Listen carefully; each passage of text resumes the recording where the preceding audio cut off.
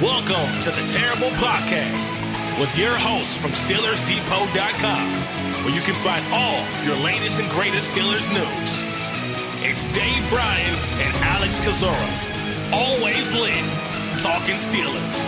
And now, here's Dave and Alex.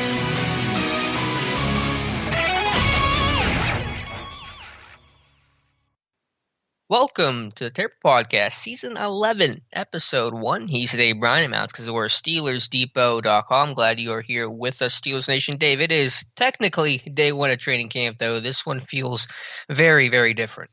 Yeah, it feels like a Zoom call, I guess, muted to some degree. They always tell you that when you're on those Zoom calls, make sure you mute yourself there. But hey, I'm season 11, episode 1. Congrats on that. Who knew this thing would last that long? But second is I'm still trying to get over that Pirates loss last night. And I watched that whole game. Man. I did too. And you want to talk about a kick in the gut there? And they had a 99% probability, didn't they? Did they? Up 4 in the ninth. Yeah. Yeah. To win that thing, and even to not win that in the bottom of the 10th, there was just it was excruciating to watch them lose that way. But training camp underway today, and like you said, it doesn't really feel like it, and I don't think Alex is going to feel like it for about 3 more weeks because first practice in pads I don't think can't take place until August the 17th. They're obviously doing a lot of testing, COVID testing today, and going to be a slow ramp-up period here, but at least I think we'll have a little bit something newsworthy as the day goes on because I believe Alex Highsmith is set to talk to the media at around noonish, a little bit before that today. Yeah, to give the lay of the land for how camp is going to look and how different it's going to be, you said it's COVID test. So that's basically all they're doing today. For the first, 4 or 5 days of camp, quote unquote, it's just COVID testing. You have to have, I think, 2, maybe even 3 negative tests before you can enter the facility with 24 hours in between each test to spread things out. So there's nothing really happening once they can enter the facility. For the first week and a half, it's strength and conditioning. It's just workouts that the actual coaches really aren't even involved that much. So it definitely has an OTA kind of phase 1 type feel until August 17th. We have a lot of news to talk about today, Dave, both with the Steelers and around the league with the COVID stuff and the financial impact of stuff. Some most important news, though, related to COVID, related to the Steelers, is the Steelers have placed 1 player on their reserve COVID-19 list. That is defensive back Aryan Springs, an undrafted free agent from Oregon who spent the spring in the XFL. Now, to be clear, Springs does not mean necessarily that Springs has tested positive for the virus. This is a list where you could test positive for the virus and get placed there, or if you were in close contact with somebody who was exposed to the virus and need to quarantine, you can also be placed as a precautionary measure. So it's not guaranteed he has the virus. If he does, we certainly wish him well, though, and that is one of, I think, 7 players in the NFL currently on the COVID-19 restricted reserve list. Yeah, and I'd imagine that thing's going to grow, too, league-wide, and we'll see if any other Steelers players land on it within the next 48 hours or so. Kind of a weird day, too, because teams, I think, need to decide by 4 o'clock today if they're going to start camp with 90 or 80 players. And obviously, if they have to start with 90, the rules dictate that they go split squad, and with one squad being maximum of 80. To me, that why would you want 10 extra people in the building there for all these extra days? I mean, we'll see. The Steelers very well could wind up being, because look, they usually try to maximize roster space where they can, and there's been no sign that they're going to cut down to 80 yet. But you would think that within the next several hours here, we'll find out whether or not they're going to go down to 80 or not. So that, along with one thing we haven't even talked about at all was, are any of these guys going to have to start training camp off on what they call the active PUP list? And I think, and that's dangerous at this point, not having much info out there during the preseason there, that most of these guys that had the off-season surgery should be ready to go, but will they take a guy like Ben Roethlisberger, just as a precaution right now, and put him on active PUP just because they're not, just because they can? That's one of the things that we'll have to look into here as the day progresses, and you would think by the end of today we would know the guys that are put on PUP, if indeed any are, and we'll find out if any roster moves are made within I guess the next few hours as well. Yeah, we'll see if there are cut downs. It appears most teams are cutting down to 80 to avoid the split squads. If you have a 90-man roster, which I don't really understand the point of that. If you have 10 more guys, now all of a sudden you got to split your roster in half. It just seems like an incentive to get teams to cut to 80 instead of keeping 90, which is an option, but probably one most teams won't take. And yeah, we'll see if anyone goes on PUP. I mean, it's impossible to speculate because we just don't have any information on the health of these guys. The other question is, with the deadline fast approaching of August 1st, will any players opt out? By my count, we're sitting around a dozen players in the NFL who have opted out, and some of them are starters and significant contributors, like LDT, the guard for the Chiefs, who was the first to opt out. Marcus Cannon, the right tackle of the Patriots, opted out. It's been more maybe than what some people anticipated. So we'll see if any Steelers decide to skip the 2020 season. This list is already longer than I thought it would be. I got to be honest with you. Yeah, you didn't think anyone was going to opt out, right? I didn't. Yeah, I didn't think there'd be anybody of significance. I'll put it to you that way. And really, overall, I thought the list would be kind of low there. In fact, big name this morning, Dante Hightower with the Patriots there. Now, the fifth Patriot who's opted out. Yeah, what is that? I don't know what that tells you there. But let me ask your true, your honest opinion on this. Of these guys that we have on the list so far, how many of these guys will ever play a snap in the NFL again? Probably a good chunk of them. I mean, obviously Dante Hightower, Marcus Cannon. He's 30 though, and he's got some rings in his back pocket. I don't think he's going to retire. I think he just had a kid, and he just doesn't want to play because of the kid. I mean, maybe he could retire, but I think the odds are more likely than not he plays again. Marcus Cannon, LDT. Maybe like someone like Caleb Brantley, Danny Vitale, the Patriots. I think a good chunk of these guys, maybe not all of them. There are a couple names on there that may be done after this, but they do get their stipend, which apparently is in advance of their 2021 salary. So just a heads up for how that function works. And some of these guys were high risk. Marcus Cannon, Danny Vitale, or not Danny Vitale. It was Marcus Cannon and Caleb Brantley were both high risk guys, so they got an increased stipend as well. But yeah, up to a dozen today. It was Dante Hightower, Brandon Bolden, Andre Smith of the Ravens. It's the second Raven to opt out. Him and DeAnthony Thomas, Kyle Pecco, the Broncos nose tackle, opted out today. So probably going to be, at the rate this thing is going, maybe sitting around 20 players by the time August 1st rolls around. Looks like Eddie Vander Doos of defensive tackle for the Texans is planned to opt out, according to a report coming across Twitter right now as well too. So a lot more than I thought, and I just wonder, put in the back of your head, this list, how many of these Patriots do you think wind up playing another snap for the Patriots again? Look, Dante Hightower's a great, big name, obviously, and potentially, one of the biggest names on the list so far. But he's not a spring chicken anymore, and I just wonder if he's probably played his last snap not only long term for the NFL, but maybe for the Patriots as well. So look, should these guys be penalized? No, obviously no, but you have to wonder how they're viewed. Yeah, obviously they're going to get criticism. There'll be some fans of that fan base, whoever opt out, to get mad. And some of these lower name guys, people kind of troll and say, oh, who cares? We don't even know who these guys were in the first place. But I respect anyone's decision, whether they want to play, whether they want to opt out. I think it's totally up to them, and I will respect their decision regardless of what it is, regardless how it may hurt my favorite team. And obviously the guys that with the high risk and all like that, I mean, certainly understandable for sure. But it'd be fun to look back a year from now and see how many of these guys actually wind up making a roster, Yeah, well, I think a good chunk of them, but we'll see. And the list appears to be growing, that's for sure. Other news to pass along to you guys. The NFL and the NFLPA has figured out some semblance of how the cap in 2021 will look. They've let you handle the bulk of the heavy lifting when it comes to cap-related stuff, but we do have some clarity that the 2021 cap floor will be at least $175 million. It could be higher than that based on revenue, but at least we know the floor, and that's good for all teams to have a worst-case scenario to begin planning for. Yeah, and you had to think that they were going to come to some sort of agreement on this thing, right? To at least give themselves a worst case scenario here. And 175 million, boy, that, when you look at the cap this year is 198.2 million. That's quite that's a potential quite a drop there. Now, will it ultimately be 175 million by the time the smoke clears? Who knows? But at least we have, or teams have a bottom number to kind of work with there.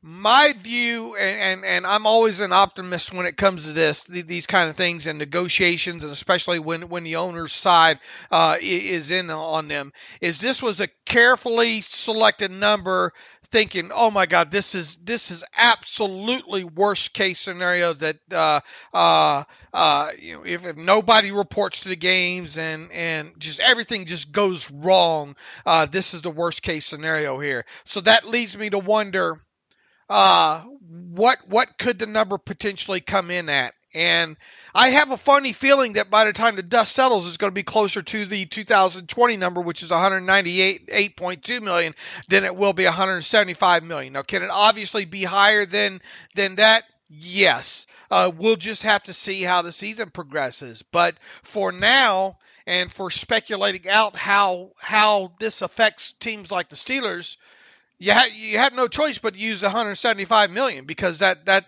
Because here we are still in the middle of a pandemic, and that's what the lowest number can be. So, would it present challenges for the Steelers at 175 million? The answer to that is obviously yes. Especially look, the Steelers just this offseason alone. How many contracts did they restructure there? Many. Just to get cap compliant there. So, and then you look at next year and Ben Roethlisberger alone with a cap number of over 40 million. Now, yes, could the Steelers do something with this contract? Even what I would call kind of a faux extension, if you will. Add 4 years onto his contract. Don't give him any more guaranteed money. Take his roster bonus and a good portion of his base salary. Turn it into a signing bonus. Prorated out for the 5 years to help lower his cap number by, what did I say? The max could be there. I think somewhere around 14 million or something. Did I write or put out there on Twitter? And that's only if you don't give him any new guaranteed signing bonus money. I kind of wonder if both sides would do that. The Steelers would probably love to do that. Roethlisberger probably not so much, because if he did do something like that, it's almost like him saying, okay, 2021's probably going to be my last season there. By not getting any new guaranteed money on top as part of a faux extension there. Could they do that?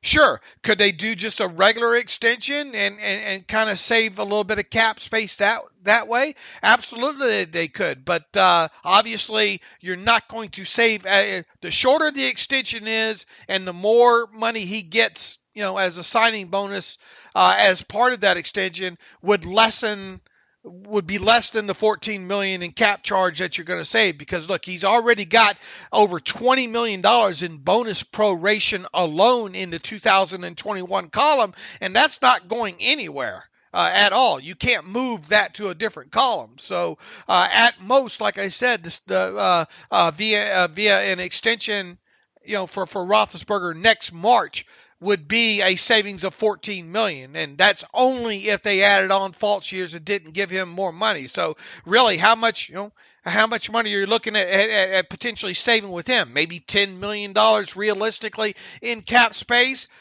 That's kind of what I view as probably being the most realistic max you would save there. 10 million really wouldn't put a dent on what the Steelers are now, because this team, as we sit here right now, in filling, when you look at the 42 contracts that they have under contract right now for 2021, you need to add in some dummy players in there to get you to a rule of 51 there. So you're looking at essentially this team being $21.5 million as we sit here right now, $21.5 million over a $175 million cap number in 2021. Well, I already told you away, maybe clearing about 10 million, maybe of that via a Roethlisberger extension.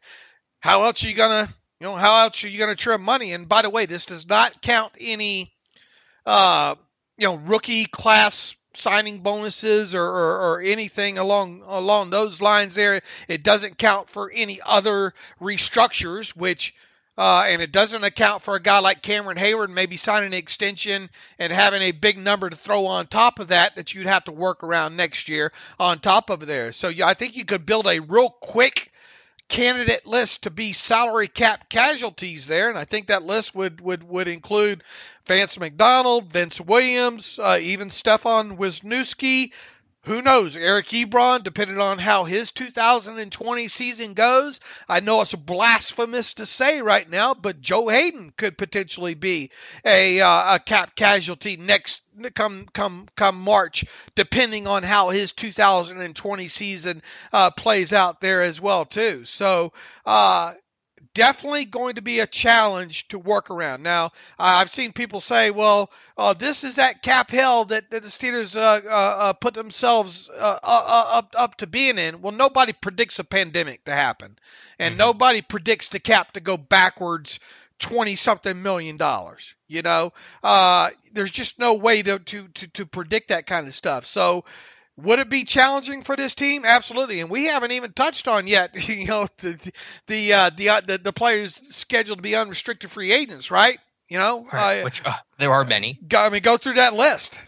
Yeah, I mean, it's all the guys we've talked about. Juju, James Conner, Villanueva, Bud Dupree, of course, Cam Hayward still waiting to get that extension done. He's a free agent after next year. Mike Hilton, Cam Sutton, Matt Filer, Zach Banner. The list goes on and on and on. And obviously, it was going to be tough to retain those guys pre-pandemic. Now, in the middle of the pandemic with the cap, likely to be flat in a best case scenario and probably some level of decrease, it becomes much, much more difficult. I think best case scenario right now, I mean, even if the cap ends up being flat and matches this year of $198.2 million, that puts you about even, doesn't it? Or pretty damn close to it. Because I already told you $21.5 million over at $175 million. So, I think best case scenario, you're talking about what, a $23 million difference roughly if the cap stays flat. Well, at least you're not over. At least you can work around that, and at least you can maybe do an extension from Roth. That to me is kind of the best case scenario. Now, would it still allow you to re-sign guys, your higher kind of priority guys? Let's say Filer, let's say Mike Hilton, Juju. I mean, look, there's no two ways around it. If Juju does not have a signed extension by the start of this year's training camp, which, or start of this year's regular season, I should say, he's probably not going to get one. Or he, in my opinion, I will be absolutely stunned if Juju signs an extension between now and the start of the regular season. So that means really, realistically, the only way you begin starting to retain him after the season is giving him the franchise tag. They don't have the space to even to afford a franchise tag on him. Now, the only other kind of thing here that's kind of an unknown that I talked to Joe Corey about briefly is what is a lower cap number going to do to the franchise tag numbers? Will they work off of previous numbers, or I guess what I'm getting at is you could have slightly lower franchise tag numbers as a result of the cap going down. But I think it's still kind of way up in the air trying to speculate that. But even a kind of a little bit lower wide receiver cap franchise tag number, say for Juju, would still probably be too expensive for the Steelers there. I think James Conner's gone. I think Matt Filer's gone. I think Mike Hilton's gone. Heck, at this point, Zach Banner seems way out there, and that's even with kind of cutting some of these guys. Now, on the flip side, something that needs to be talked about, and I don't want to get too deep into this because obviously we're a full year away, or at least half a year away from this, and speculation there is these guys that are set to become unrestricted free agents. What is the market going to look like for them? It's a very good question, yeah, because if every team is scrambling to try just to get cap compliant and focus on signing their guys, unless you're a superstar hitting the market, like my feeling is basically the stars will be kept and still get paid. Everyone else is going to get screwed because the focus will be on retaining your top talent and just figuring out the rest. So if you're a, Cam Sutton, even a Mike Hilton type of guy, yeah, your market's going to be impacted because every team is just trying to handle their business of getting under the cap with their own roster. And what about guys like you building that that cap casualty list there already with, let's say, Vance Mcdonald and Vince Williams on it? If those guys were to be out the door, let's say late February or early March next year, what kind of market's going to be awaiting them?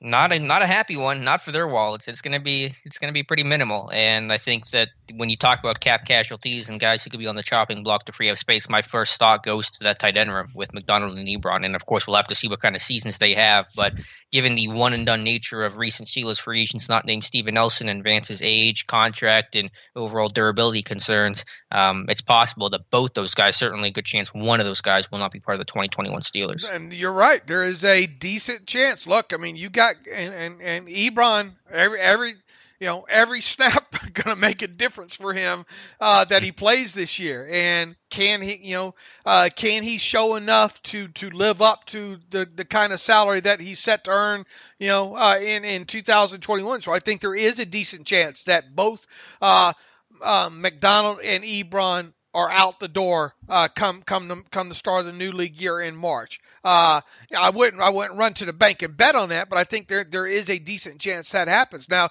could you go to a guy like Vance McDonald, who obviously seems to be a good relationship with Ben and likes being in Pittsburgh and part of the Steelers organization? Can you go to him and say, "Look, Vance, I think you know what the market going to look like on the other side over here. You got to, would you mind moving down, take the NFL minimum for one more season here?" Or would he be willing to take his chances out on the free agent market that maybe he could get $2 million, because there will be teams with cash and cap still available to spend, but will they want to spend it on, being as how they'll probably be able to cherry pick those teams will be able to cherry pick a market, because of having cash and cap and having the cream of the cream, if you will. Would Vance be smart to say, "Look, just cut me down the minimum. I'll stay one more year, and that's probably going to be the end of my NFL." And really the same for Vince Williams as well too. Can you imagine this team paying Vince Williams whatever it is, $4 million or whatever it is next year? Yeah, it's going to be difficult. I mean, given the landscape of the cap situation, and with Vance, I mean, they may get to the point where he's going to be how old next year? He'll be 31 next year. If his option is to play for the minimum or just not play, I mean, so you may see some guys just retire and say, you know what, with the financial situation, we just went through the pandemic, I got through that, I'm just going to walk away. I mean, I don't know, but that could be a possibility for some of those guys too, saying it just isn't worth it anymore. Is there anybody you would put on a potential cap casualty list by the start of the new league year as we sit here right now? Vance has to be on it, right? You're saying a cap casualty list for next offseason. Right. Correct. Yeah, Vance, Ebron. You can put Vince on there.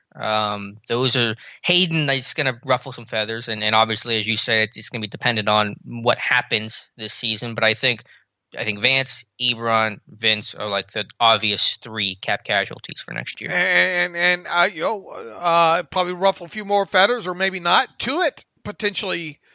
Yeah. If he's not healthy again. Right. I mean, if he's not healthy and or doesn't have the kind of, or is healthy and doesn't have the kind of season that we think he should have, How much money would that free up?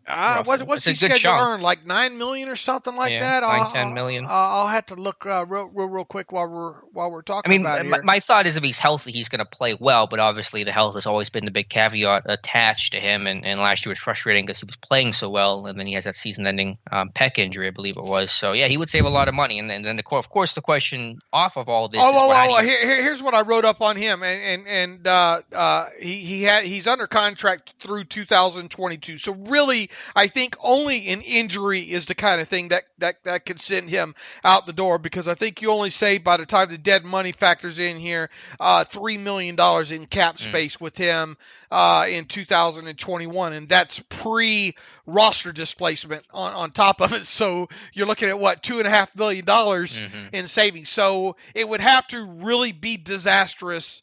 I think it would have to be an injury again for him in 2020, talking about Tuitt, for him to become a cap casualty in March. Mm-hmm. Just to hammer the point home, we talked about this really pre-pandemic or the salary floor being announced about how different the roster is going to look next year. And if you lose all these guys, how in the world do you replace them? Because obviously you will not have any money in free agency. That's why you're releasing all these guys in the first place. You're just trying to get to the cap number, and your draft capital only gets you so far, and you're going to have to rely on your depth and really hitting home runs in the draft. So this roster is going to look way different next year. And as we mentioned on the live stream yesterday, Dave, we do over on YouTube, that this probably is your best chance to win a roster, because you got a really good roster and you're going to lose a lot of key pieces this time next year. Yeah, pandemic be damned, right? Say that real quick. Say that 3 times. Pandemic be damned. Yeah. So that's the name of your 80s punk band. There you go. But yeah, you're right here, because even if the cap, let's say best case scenario happens, at least in our head right now, and the cap remains flat at 198.2 million, you're still a lot of those guys are going to go out the door. And the amount of retention that you had this offseason alone on both sides of football is fantastic, especially when you look league wide here. So I think really technically last year, and we all know unfortunately what happened there, and this year are really the two single best chances the team has to win a championship. And obviously that didn't happen last year, so that puts you down to 1. It's hard to imagine when the next better chance to win a championship would be after this year. Now, obviously, you would expect these younger guys to keep progressing, but next year at this time, you could have a lot of second year kind of questionable guys having more prominent roles. And, what are you going to do at tight end? What are you going to do maybe at cornerback? If you have to, let's say, part ways with a Joe Hayden, 60% of your offensive line. Yeah. I mean, you're going to lose some of your offensive line. Is Juju going to be gone? Is Connor going to be gone? Just speculating out right now, it's hard to fathom that next year's team will be looked upon as having as good of chance potentially to win it all as this year's team. Mm-hmm. Yeah, and then to project that out even further, let's assume that 2021's roster is worse than 2020, and then there's a reasonable expectation, not that we know, no one knows, but it's reasonable to think that 2021 will be Ben's last year. And then obviously once you lose him, your roster's taken a major hit. No longer you're in that Super Bowl or bust mentality. So this could be your best chance to win a Super Bowl until you find your next franchise quarterback, which, as we saw the bridge from Bradshaw to Ben, could take quite some time. They don't grow on trees as much as we think that they might when you look around the league and all. And point is, but this is gonna be your best chance for potentially a long time. It could be. Obviously, you don't hope that as a fan, but I mean, it very well could be, and we'll have to find out what Ben does after this season. Look, I mean, he's got a lot riding on it too. We got to at least see Tier 2 Ben, at least a Ben Roethlisberger equal to 2018. Maybe not necessarily equal to, but close to. Minus the interceptions maybe. But I mean, this hold on tight, because the optimism should be high, as we've said several times already this offseason. But I'm with you. This looks to be the best chance this team might have in a while to win a championship. I agree, and I'll probably write about that a little bit later in the week or next week for Steelers Depot. And I wish I could give people more happy thoughts, but the next topic I wanted to touch on was just, again, going back to the landscape of COVID. And, Dave, we're now, I guess, 4 days or 3 or 4 days into the baseball season, and we're already seeing the impact on COVID with a major outbreak with the Miami Marlins. I think 4 more players just tested positive today, so they're sitting around 15, 16 players, coaches who have tested positive. There's been games canceled.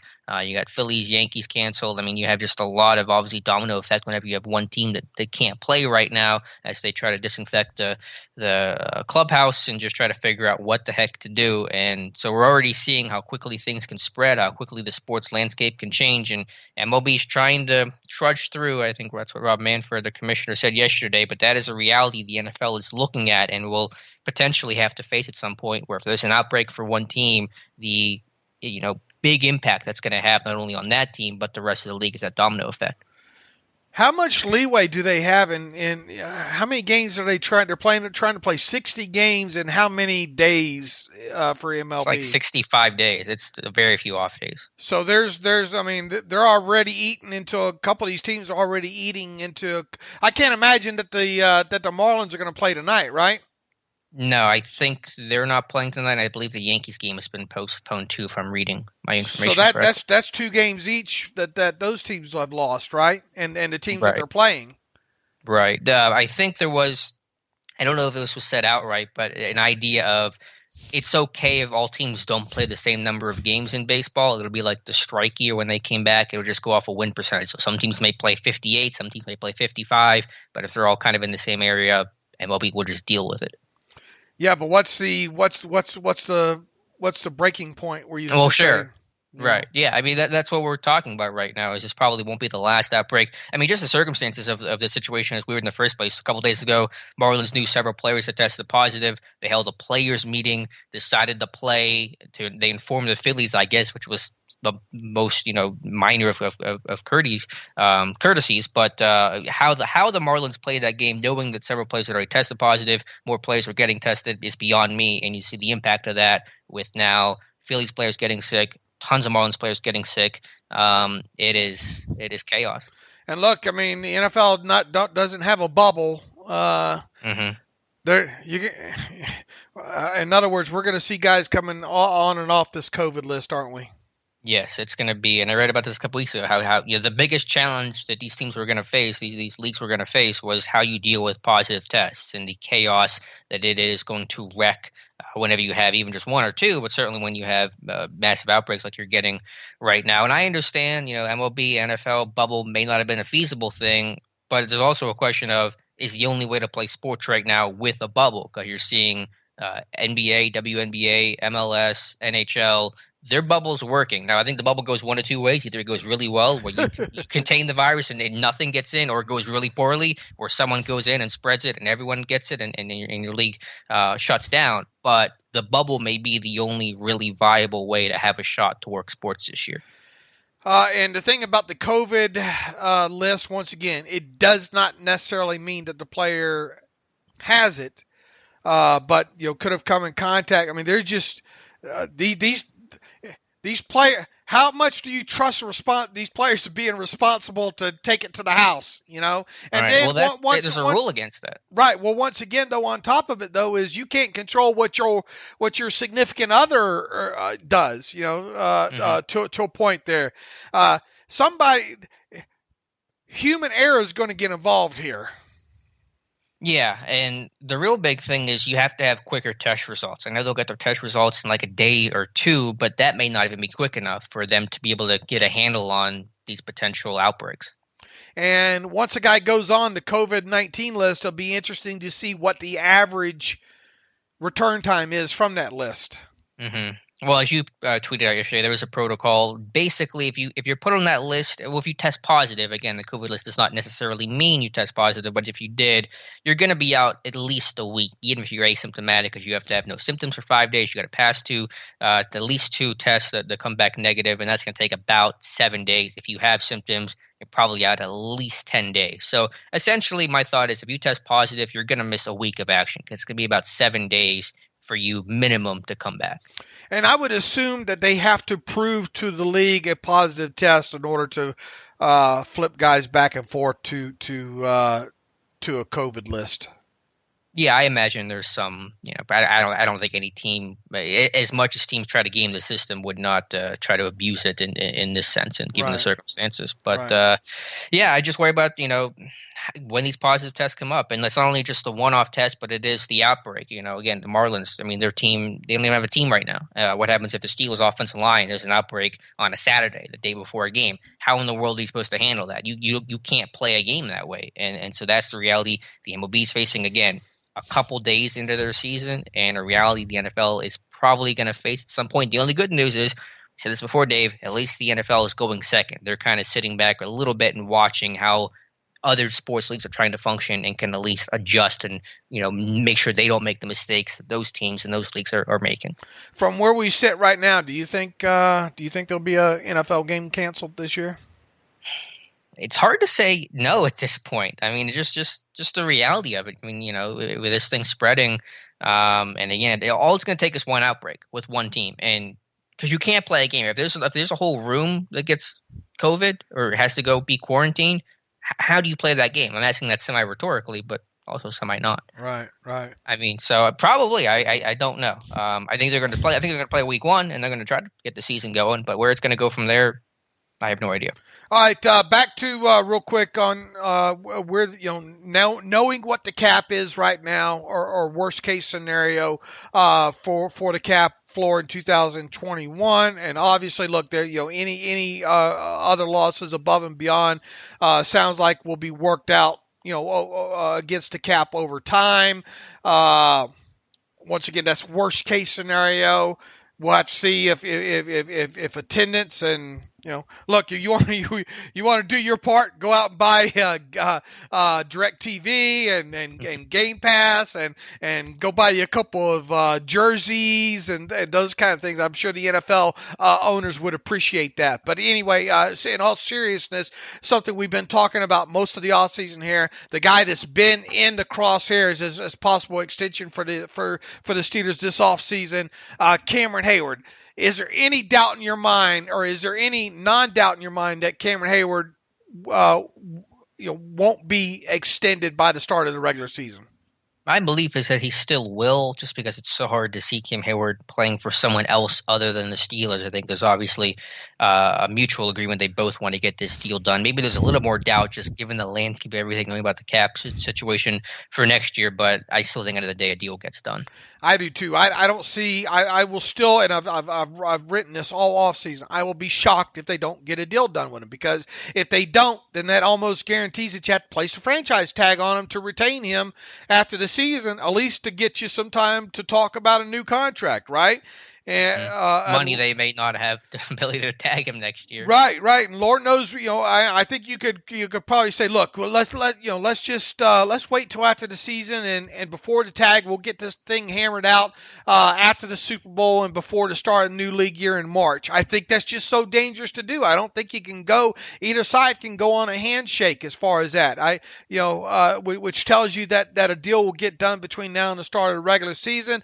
I still, barring the Steelers breaking stride with how they normally structure contracts, Alex, I don't see them saving much money, maybe $2 to $3 million at most in cap charge when it comes to Hayward. So, and I think you're looking at somewhere a total of a 5-year deal, which would be a 4-year extension, totaling out at around $80 million, and that including his old money, which is about $9.5 million this year on top of it there. So I'm expecting that to happen between, I guess now is we're down to about 49 or 48 days left here, and probably towards the back half of those, probably I think we're about 35 days or so away from a contract extension being announced with Hayward. But I don't see any reason really why you can't get it done now as opposed to 30 days from now. But once again, I'll be shocked if that doesn't happen.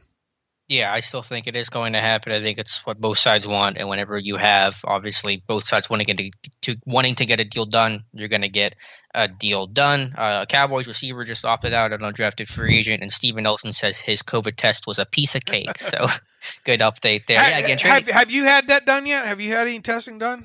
I have not. I've had some friends that have had it, and some said it was uncomfortable. Some said it was not that bad. So. They're still doing the nose swab thing, right? Where they poke your brain. I guess so, and that alone makes me not want to go. I've had no reason to go get one. So. Yeah, well, if you have a reason, please go. Do not let the brain poking prevent you. But I mean, we stay pretty damn close to the house anyway, so. Even practicing good social distancing. Yeah, I've been social distancing for 14 years, I think. So, but hopefully that goes well. And look, I mean, like we said, we should have a lot of news really by the end of the day. Do you think they're going to cut down?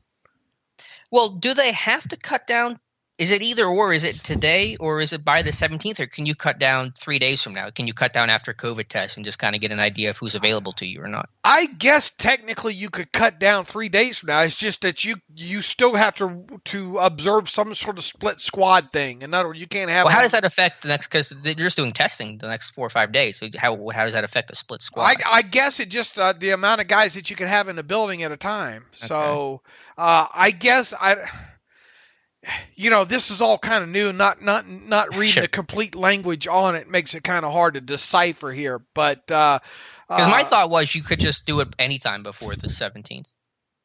Most teams are doing it today, but if I was a Steelers, I'm doing the COVID testing just to see who tests positive, so I know what my numbers are before I start. Right. I guess the question is 4 days from now, could the Steelers cut 10 players? And I guess the short answer to my understanding would be yes. Okay.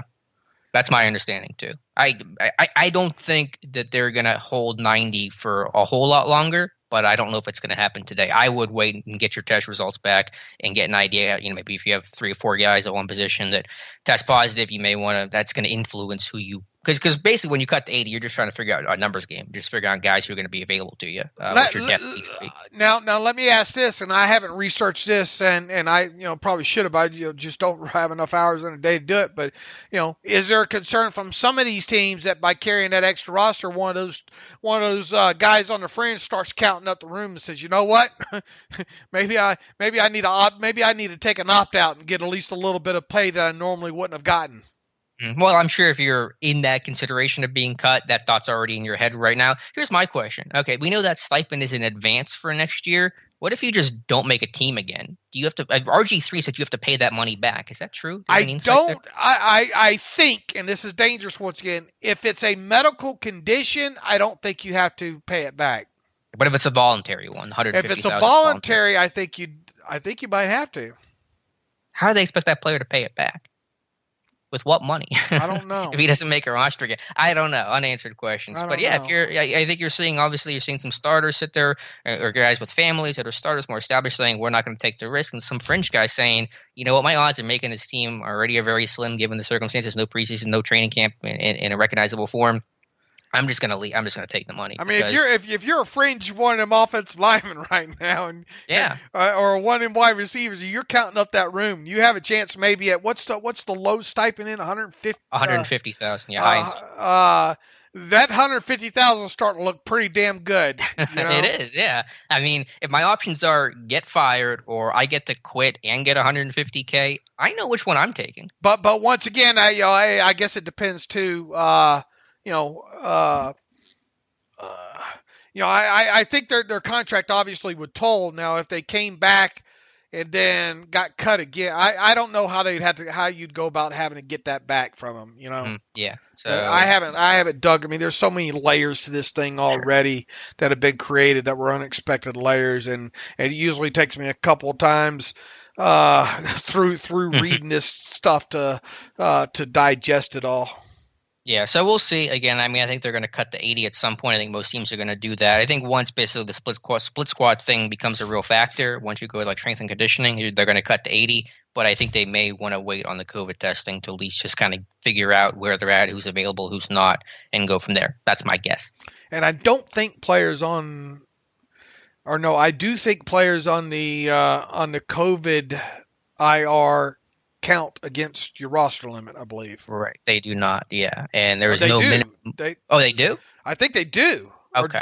Or did you read differently there? Maybe you're right. Maybe I'm thinking about that wrong. Maybe it's during the – no, I don't know. I don't know what I'm saying. Maybe is that during the regular season where they wouldn't I don't know. count? I have to research that once again. I would think that they have to count. Okay. I guess that would make sense, yeah. But there is no minimum maximum time they have to be on the COVID list. It's just whenever they're healthy to come off and cleared by the club, they can come off. Anyway, so we'll keep you updated on that again. Probably not the last we're going to hear about guys getting put on the COVID list. Not the last we're going to hear about opt-outs. Dave, I want to continue our training camp preview with the cornerbacks today. Spend some time talking about Joe Hayden, Steven Nelson. While your point, I think, is well taken about Hayden and what his future could be given his age and his salary cap number. I think, the Steelers have a pretty good duo and really trio with Hayden, Nelson, and Mike Hilton.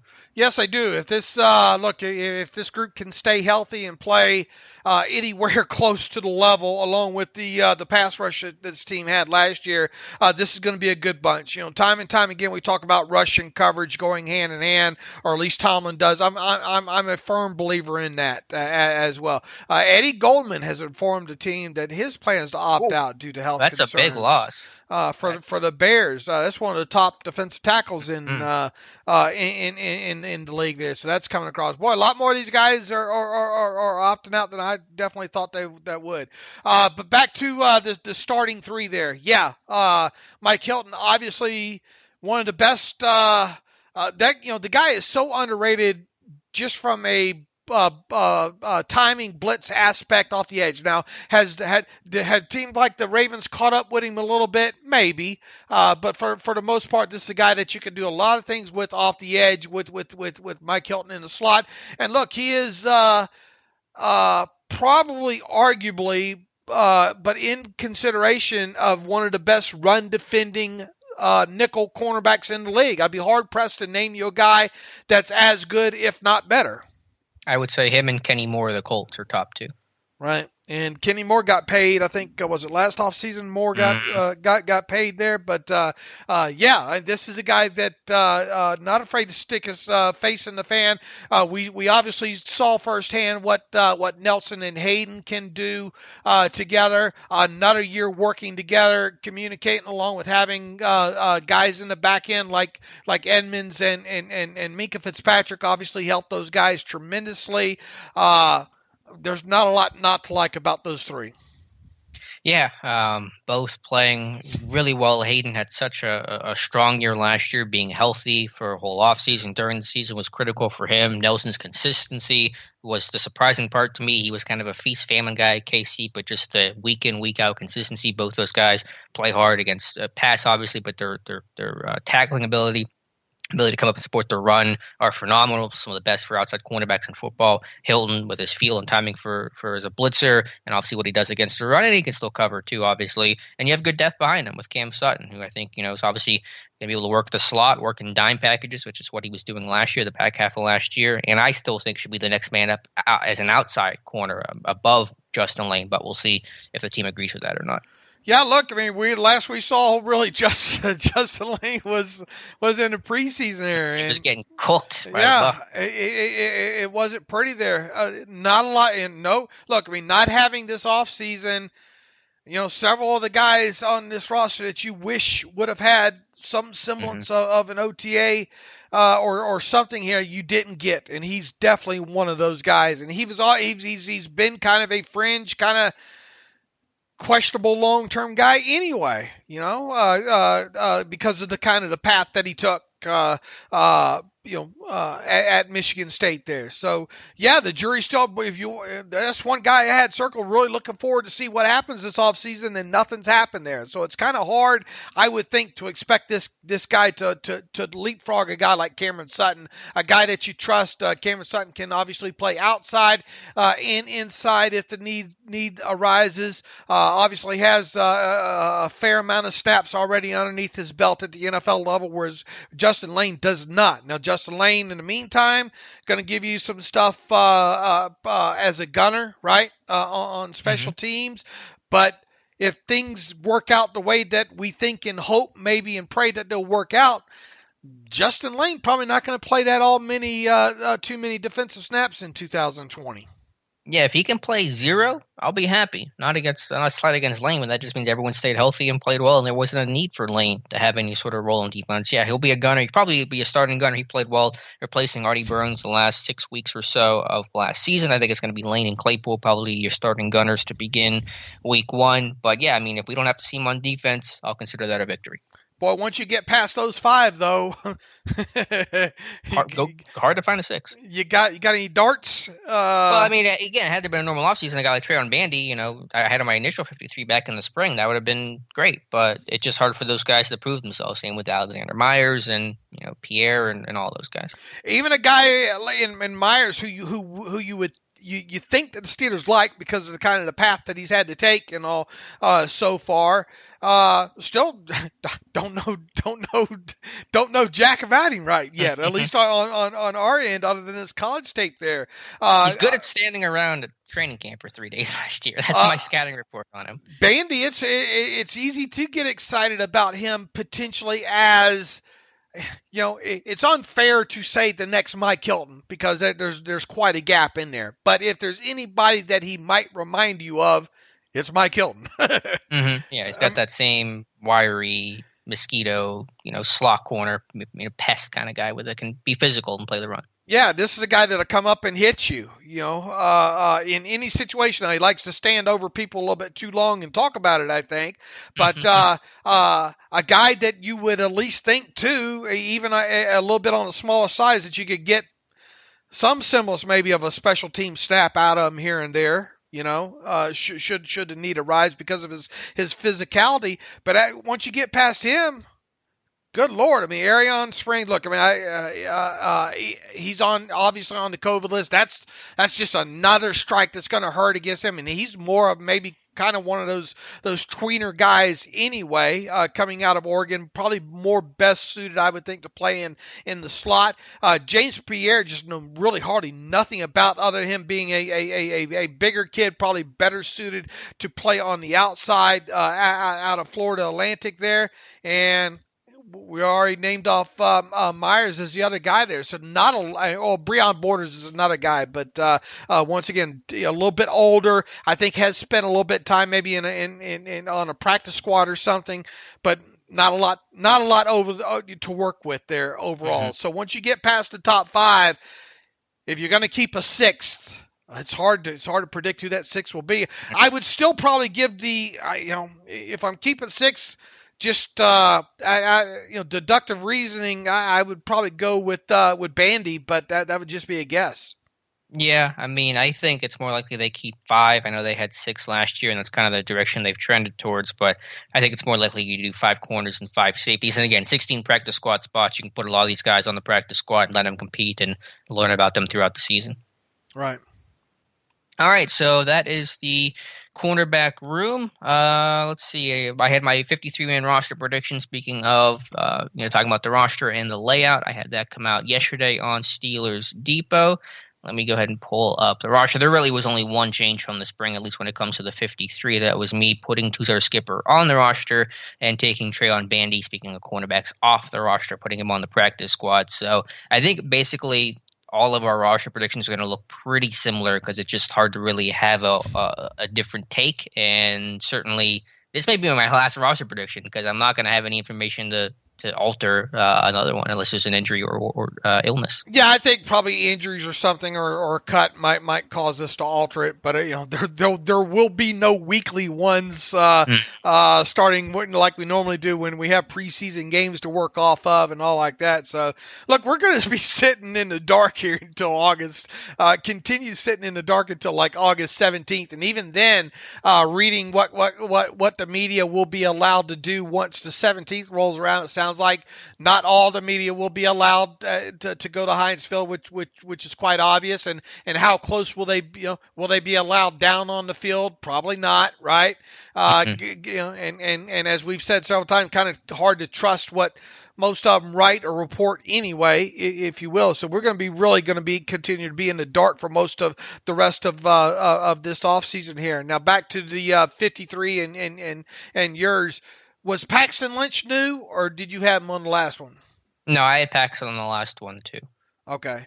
But I do have him keeping 4 quarterbacks. I think the loser is going to go to the practice squad because you have 16 spots. They're all going to be eligible, and I think you want to protect yourself given what happened last year and given the pandemic this year. Yeah, that makes sense. And look, that's something else about this year's cap that we haven't really talked about is, I suppose, and it's not a huge amount of money, but you're going to go from 12 to a 16-man practice squad, and I guess those extra four guys on the practice squad have to be accounted for against the cap as well.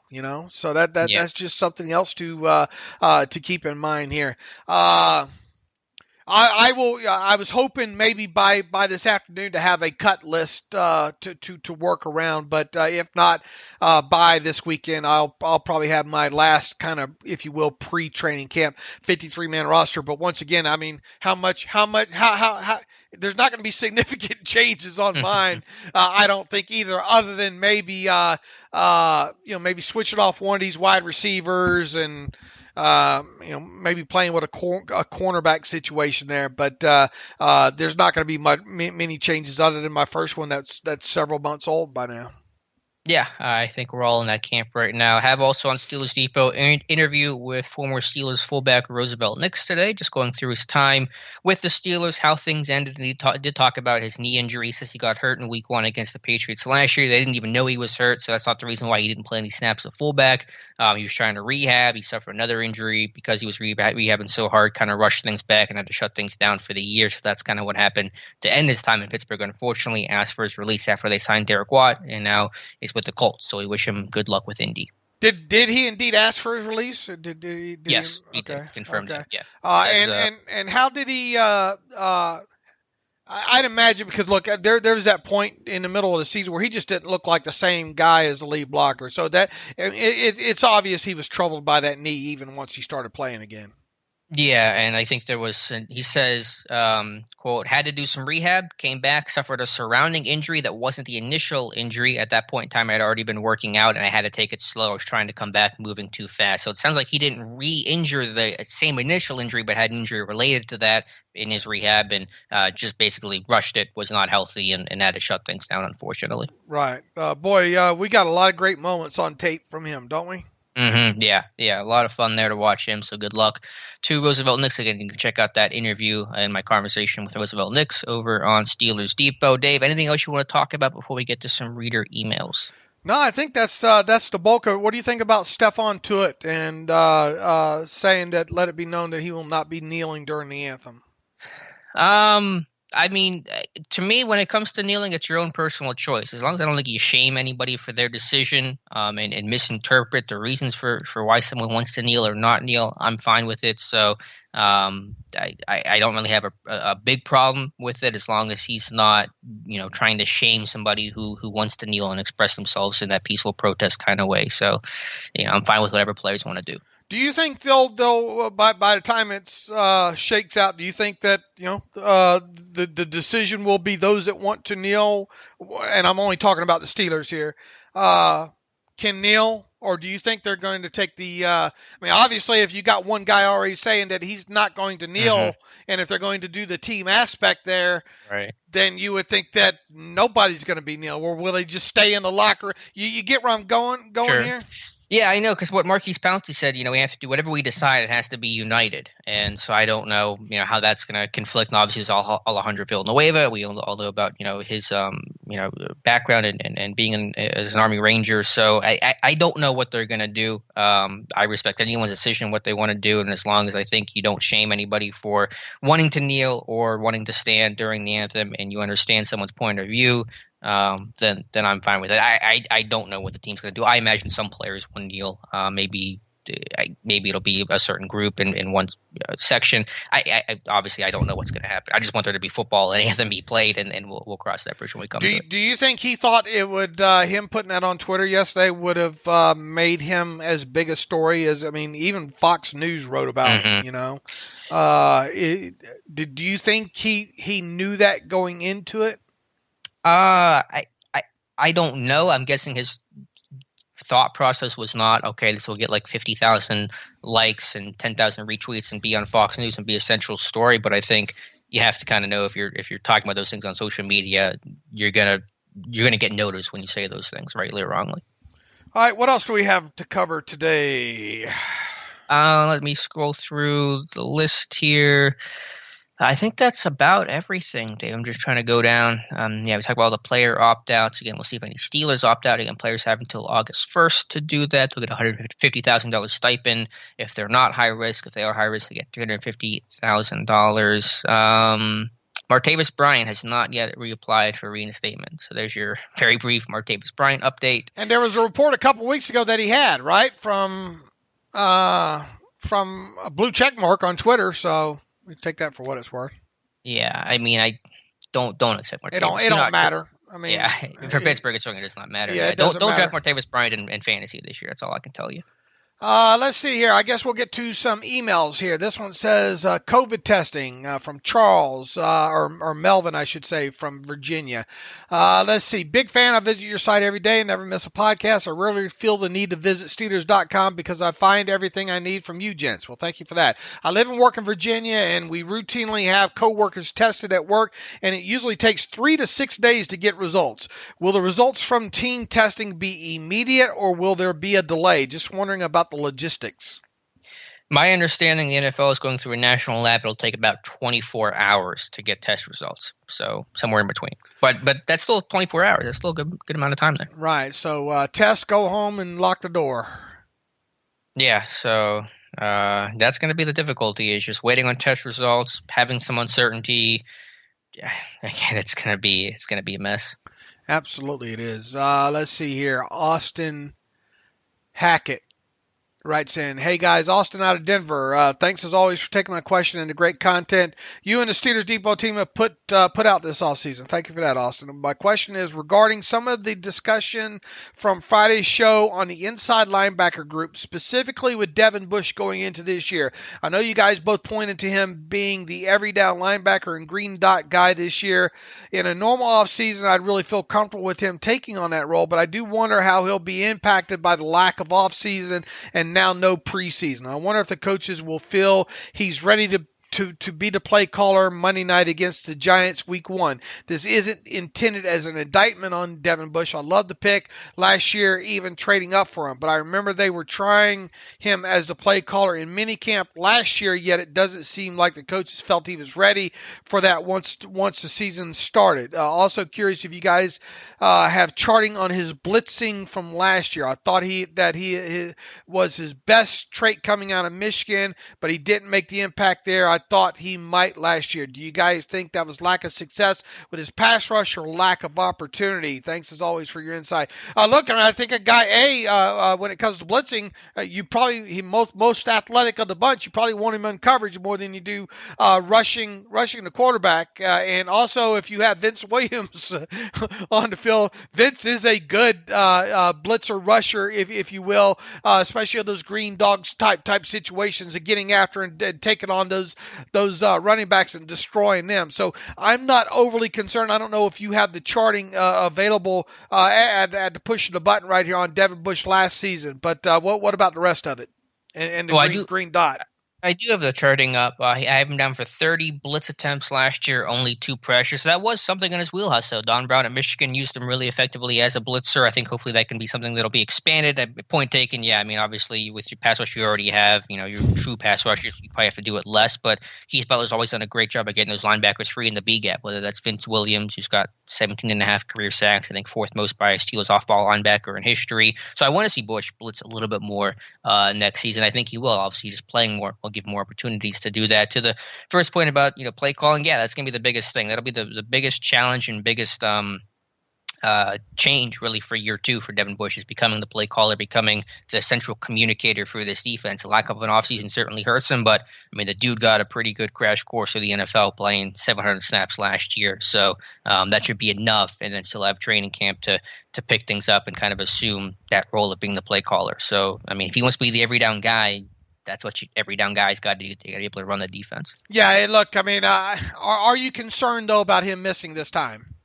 I mean, sure, to an extent. You'd rather he had all this time to kind of assimilate himself in that top dog type role, but I still think he's got enough experience. He's a talented enough player. He knows his playbook. This is not brand new for him, that he'll be able to handle these reasonably. We can expect him to be able to handle that still. Yeah, same for me. I'm not overly concerned. I don't think I have a reason to be concerned yet. Yeah, same. Let's see. Pastor Joe Green writes in, Dave and Alex, thank you for consistently high quality content on the site as well as the podcast. Thank you for keeping it about sports and the Steelers in particular. I love the ad-free option for the site. $25 is a deal. Thanks for that, Pastor Green. Thank you. Let's see. Now my question. If, in fact, the salary cap remains stagnant or even goes down, will it truly be as big of a catastrophe as people believe? First of all, ask yourself this. How much do you trust what you're reading from the people that are writing about the salary cap? Not named Dave Bryan. I study this and have for a while here. So be careful about who you read. Let's see. He goes on to say other teams will need to deal with the same circumstances. That is true. Players that find themselves as free agents will find fewer teams able to pay big money. That else is true. Most players will be forced into lower money deals or sign short-term deals while hoping for a turnaround a few years down the road. That is indeed true. The market for some of these, plain and simple, the market for non-big name free agents, those middle-class free agents and lower on down, is going to be something to watch, especially if the cap goes down last year. You're still going to have the teams out there that have cash and cap available, but those teams you would think will be able to go after the cream of the crop, and that'll leave these middle class free agents still in a highly uncertain area next offseason. He goes on to write, more simply, won't most players be put in a situation to get whatever they can as quickly as they can? And wouldn't that tend to help teams, especially one like the Steelers, stability, always competitive, honor their deals? Yes, it would, but the thing is, how much over minimum will you be able to afford for, let's say, specifically guys like Matt Filer and Mike Hilton? Yeah, it's going to be tough. I mean, to the broader question of what was his question? How much is this really going to impact a cap decrease? Is that what he's asking? I don't think they're no. He's saying other teams will have to deal with. I think his overall take here is, that all teams are going to be affected, and that it's really going to be a trickle down as far as the market goes, and will indeed this kind of help teams like the Steelers long run? Well, to the first point about all teams are going to be affected by this, of course that's true, but the teams like Pittsburgh who have their franchise quarterbacks getting paid franchise quarterback money versus the ones on rookie contracts, for example, that is a big difference. So there's going to be I don't know, a disparate impact between the teams that have that franchise guy like Ben versus the guys who still are playing on their rookie deals. Make no two ways about it. The Steelers are going to have some challenges to overcome, especially if the cap winds up being $175 million. Now, the higher it comes in over $175 million, obviously, the more that potentially works in the Steelers' favor. But I mean, we're not gonna. I'm not gonna be looking for my pom poms if it only goes up if it comes in at 180 million. I'm not gonna be looking at for my pom poms if it comes in at 190 million. Really, pom poms are going to be designated for if it remains flat or goes higher. Mm-hmm. But even then, teams, I think, we're coming out of the Super Bowl thinking, well, at worst the cap will be $210 million in 2021. And obviously, if we got to that point, oh boy, a lot of cheering all the way around, I think. But we'll see. It's hard to speculate above $175 million right now, even though I think that number might come in higher than that. There's just so much uncertainty that you can't do a lot of speculating past that point. Yeah, unfortunately, so much of this year is just going to be us kind of going, we don't know, because we don't know what that salary cap number is going to be. This is unprecedented territory in almost every single way. Almost every conversation we've had today is just like uncharted waters with opt-outs and COVID and roster cutdowns and salary cap decrease and all. I mean, has the cap ever decreased from one year to the next in NFL history? Maybe at some point, but probably not in a while. What did it do in 2011? As in post-lockout? Yeah, I'm trying to think back that long ago. If there was what the last significant step back was. Yeah, I mean, I'm sure there has been, but I don't know by this amount. Let's see, 2010 was uncapped. 2011, 120 million. 2012 was 120.6. And so from 2011 to 2013, it only went up by 3 million. So it basically stayed flat for a couple of years, but that was not a decrease. All right. Look, I mean, uncharted territory there. But once again, here's the thing, folks. You're going to read a lot of doom and gloom stuff because that's the thing that sells. All right. You're going to read a lot of doom and gloom stuff when it comes to the Steelers salary cap in 2021.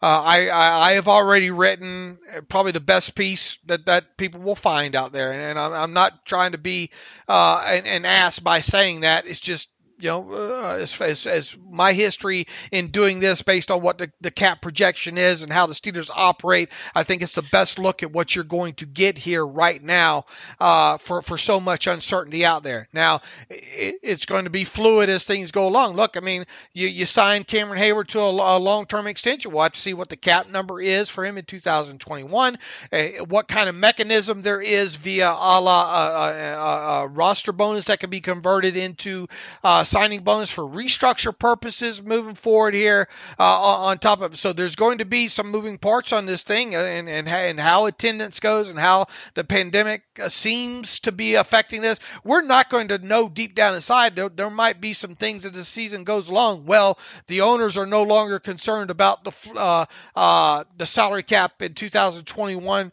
being at the 175 million floor. Okay, well, that's fine and good. What do they expect it to be? And we're really not going to have an idea what the cap number is going to be until really probably about the middle of February when we get those kind of owners think the cap's going to be this kind of thing. And really the official number I don't think is announced until like a week or two before the start of the new league year.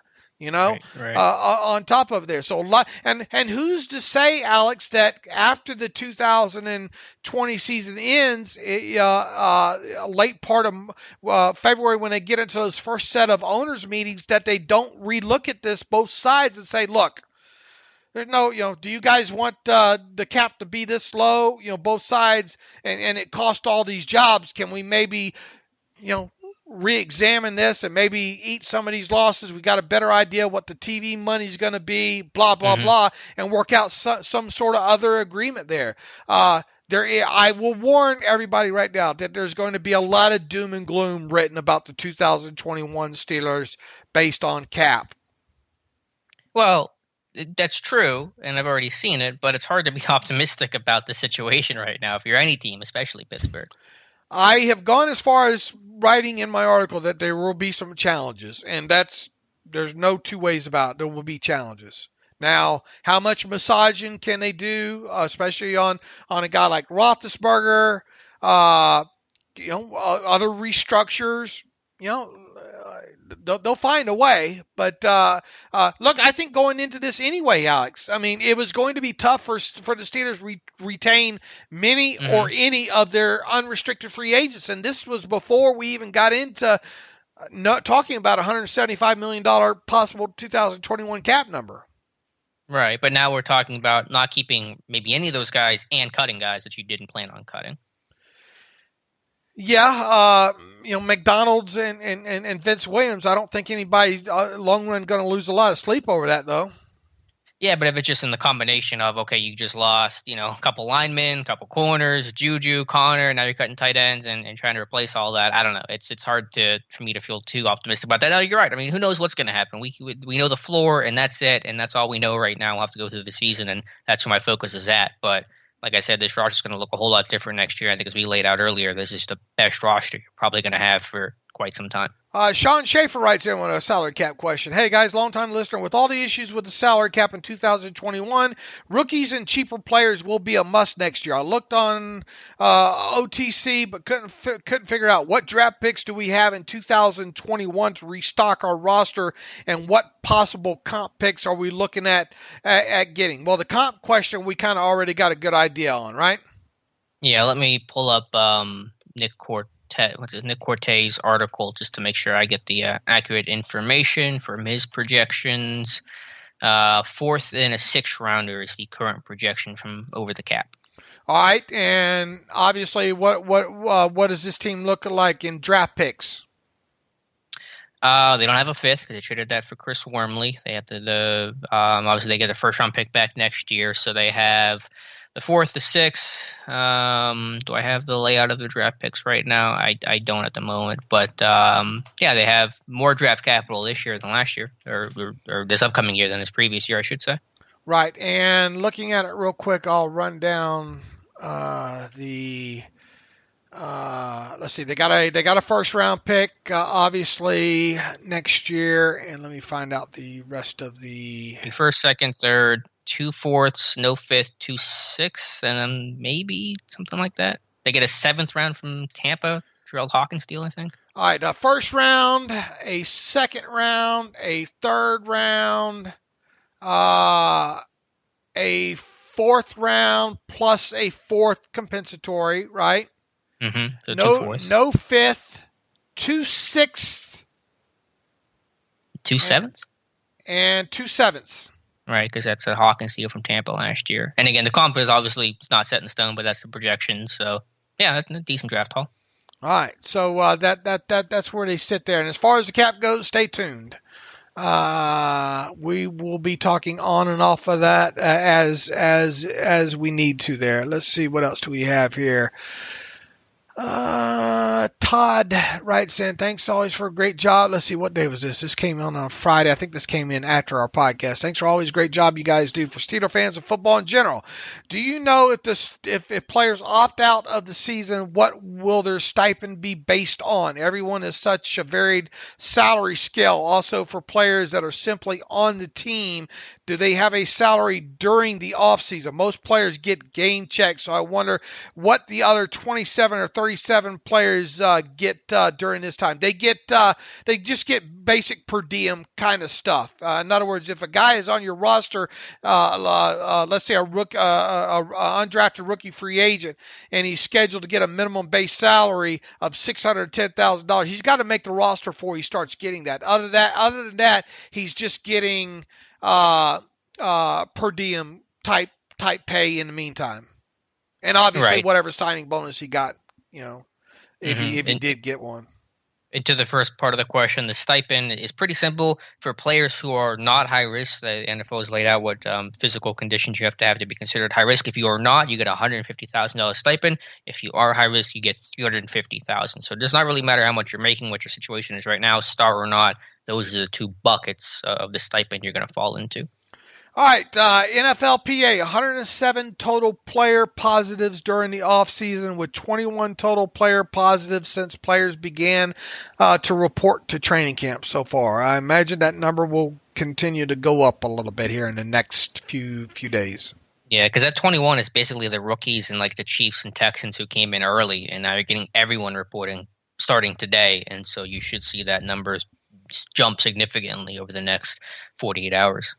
All right, I think that's got all of our questions. If I missed your question by chance, you can send me, resend it back to theterriblepodcast@gmail.com. Alex and I will be back. Boy, we normally this time we're doing 2 or 3 podcasts a day, it seems like, right?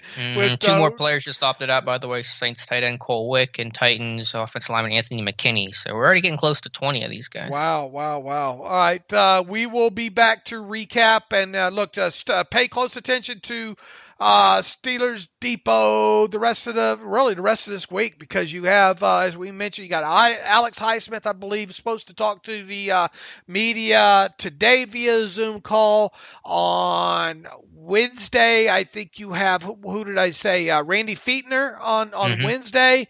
On Thursday, I think it's Mike Tomlin and Chase Claypool. So there's going to be plenty of stuff to kind of write about the rest of this week, along with whatever roster moves and all take place. So we'll keep you up to date as we always do on SteelersDepot.com. So in the meantime, you can follow me on Twitter @SteelersDepot. Follow Alex on Twitter @Alex_Kozora. Follow the show @Terrible Podcast. Email the show theterriblepodcast@gmail.com. If you like what we do and you want to donate to the cause, please go to SteelersDepot.com. Hit the donate button, upper right navigational bar. Also, if you would like an ad-free version of the site you hear everybody talking about, go to SteelersDepot.com. Hit the ad-free button.